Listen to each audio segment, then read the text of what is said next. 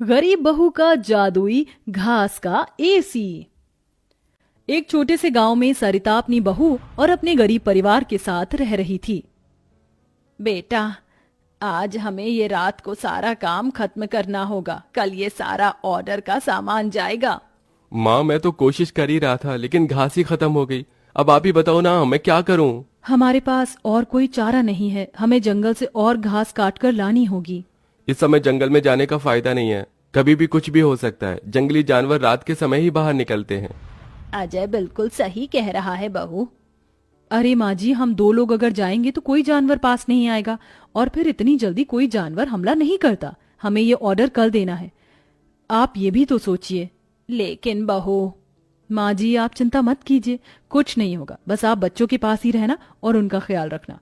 अगर ये ऑर्डर नहीं गया तो बच्चों के लिए हम गर्मी से बचने के लिए कूलर भी नहीं खरीद पाएंगे।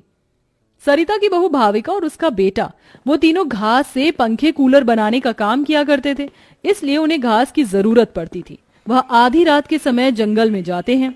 भाविका, जरा से भी हलचल हुई तो मुझे बता देना, कभी भी कुछ भी हो सकता है। ठीक है जी, मैं आपको बता दूंगी। अजय और भाविका दोनों ही जंगल में घास काट रहे होते हैं, तब उन्हें झाड़ियों से आवाज आने लगती है। क्या तुमने भी वहां से कोई आवाज सुनी है? हाँ जी, मैंने भी सुनी है। मैंने तुम्हें कहा था ना, इस समय आना ठीक नहीं है। चलो देखते हैं उधर क्या है। भाविका और अजय झाड़ियों के पास जैसे ही जाते हैं, उन झाड़ियों के पीछे से एक आदमखोर भेड़िया निकलता है। भाविका, भागो यहाँ से, यहाँ पर तो बहुत खतरनाक भेड़िया है। अजय और भाविका दोनों अपनी जान बचाकर भागने लगते हैं। अजय, अब हम लोग क्या करें? कहीं भेड़िए ने हमें खा लिया तो? रुकना मत, बस भागती जाओ।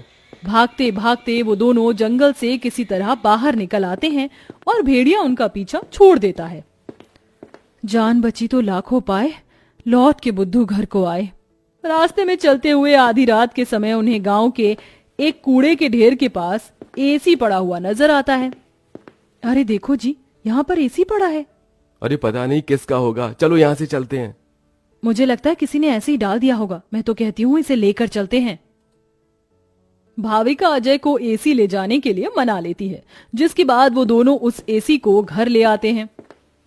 तुम दोनों तो घास लेने गए थे, ये क्या लेकर आ गए हो?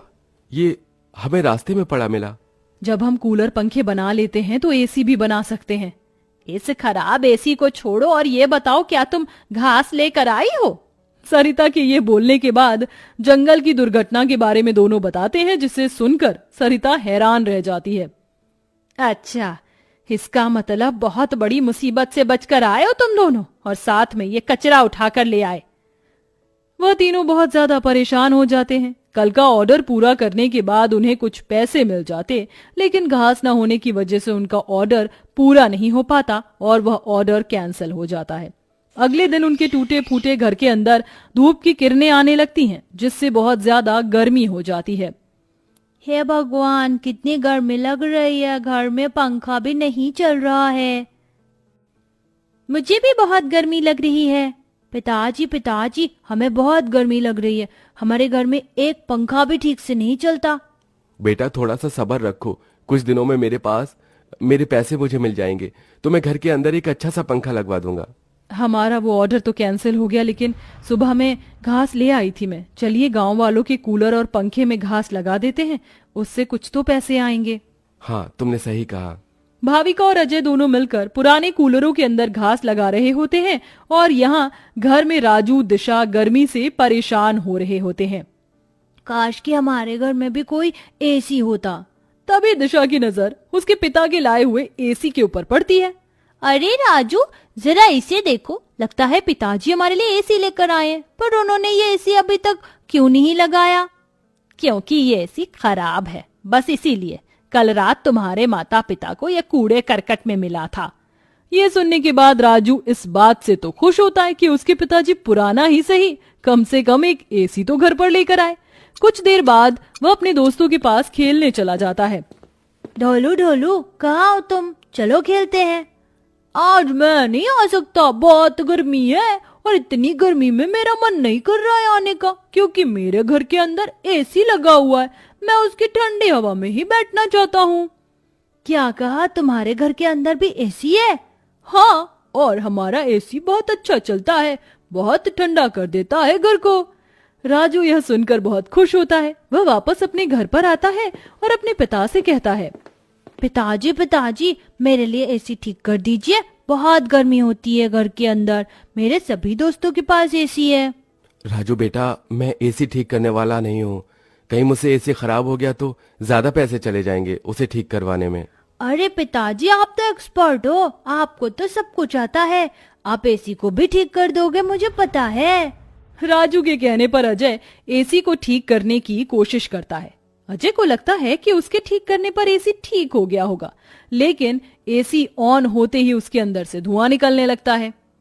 ये क्या हो गया, लगता है ये एसी खराब है, फेंक दो इस एसी को। राजू गुस्से में ऐसा कहकर चला जाता है, जिसके बाद उसे इस तरह देखने से उसके दोनों माता पिता परेशान हो जाते हैं। हमें हमारे बेटे के लिए एक एसी तो बनाना चाहिए। भाविका और अजय दोनों अब सारे काम छोड़कर उस एसी को ठीक करने में ही लग जाते हैं।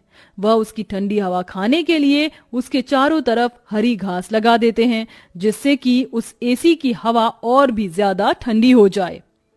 चलो अब एसी तैयार है, इसे चलाकर देखते हैं। भाविका जैसे ही घास का एसी चलाती है, अचानक से उस एसी के आंख नाक मुंह बन जाते हैं। क्या बात है, तुमने तो मुझे बिल्कुल नए जैसा बना दिया है, लेकिन समझ नहीं आ रहा कि तुमने मेरे ऊपर ये घास क्यों लगाई है। एसी को बात करते हुए देख वो सभी डर जाते हैं। अरे हाँ सॉरी, मुझे माफ करना, मैं अपने आप को इंट्रोड्यूस करना भूल गया। मैं एक जादुई एसी हूँ, मेरे पास परी लोक की शक्तियां हैं, मैं गरीबों की मदद करता हूँ और तुम्हें मेरी बहुत ज्यादा जरूरत थी, लेकिन मैं खराब होने की वजह से अपनी शक्तियां इस्तेमाल नहीं कर सकता था। तुमने मुझे ठीक कर दिया, उसके लिए तुम्हारा बहुत बहुत शुक्रिया। माँ पिताजी देखो, ये एसी तो बात भी करता है। हाँ, तुमने बिल्कुल सही कहा, ये तो कोई जादुई एसी है। तुमने बिल्कुल सही कहा, मैं हूँ एक जादुई एसी, बल्कि अब मैं हूँ एक घास का जादुई एसी और मुझे तुमने बनाया है। ये घास का जादुई एसी चलता भी है या फिर बस बातें ही करता है? तभी जादुई एसी के अंदर से ठंडी ठंडी हवाओं के साथ घास के बने हुए एसी निकलने लगते हैं। अरे वाह, इसकी ठंडी हवाओं के साथ इसके अंदर से तो घास के बने एसी भी निकल रहे हैं। यही तो मेरा जादुई कमाल है, मेरी ठंडी हवाओं के साथ तुम्हें घास का एसी भी मिलेंगे। ये तो सोने पर सुहागा हो गया। ऐसा जादुई एसी मैंने कभी नहीं देखा। अब उनके पास इतने सारे घास के एसी हो गए थे जिन्हें वह देखकर सोच में पड़ जाते हैं। आजकल बाजार में एसी बहुत महंगा मिलता है, हम घास के बने हुए सस्ते एसी बेचकर पैसे कमा सकते हैं। सही कहा माँ आपने, पर क्या लोग घास के बने एसी खरीदना चाहेंगे? सरिता यह सुनकर थोड़ी देर चुप हो जाती है। हमें पहले एसी बेचकर देखना चाहिए। इस तरह भाविका और अजय दोनों मिलकर बाजार में घास के बने एसी बेचने के लिए चले जाते हैं, जहां घास के बने एसी देखकर सभी लोग हैरान रह जाते हैं। एसी तो बहुत देखे, लेकिन ऐसा एसी नहीं देखा, ये तो बहुत अलग है। घास से बने एसी मैं भी खरीदना चाहूंगी। कितने का है एक? ज्यादा नहीं, मात्र 1000 रुपए का है। आजकल एसी 30-40 हजार तक मिलते हैं और तुम इतने सस्ते में बिल्कुल कौड़ियों के भाव बेच रहे हो। चलो मुझे एक दे दो। कोमोलिका के खरीदने के बाद वहां और भी लोग उन दोनों से एसी खरीदते हैं। इसी के चलते उनकी अच्छी खासी बिक्री हो जाती है और सारे एसी बिक जाते हैं। आज का ये आखिरी एसी बचा है, इसे मैं अपने घर में लगाऊंगा। अजय घास का एक एसी अपने घर में भी लगा देता है और घास के जादुई एसी का इस्तेमाल वो बस तभी करता है जब उसे एसी बेचने के लिए पैसे चाहिए होते हैं। जादुई घास के एसी, अपनी ठंडी ठंडी हवाएं दो, जिससे मुझे तुम्हारे जादुई घास के एसी मिले। अजय के इतना बोलते ही जादुई घास के एसी के अंदर से ठंडी ठंडी हवाओं के साथ घास के बने एसी निकल आते हैं। इस तरह धीरे धीरे अजय अपना घास के बने एसी का बहुत बड़ा बिजनेस खोल लेता है और धीरे धीरे उसकी सारी परेशानियां खत्म हो जाती हैं। अब वह गरीब परिवार खुशी खुशी रहने लगता है।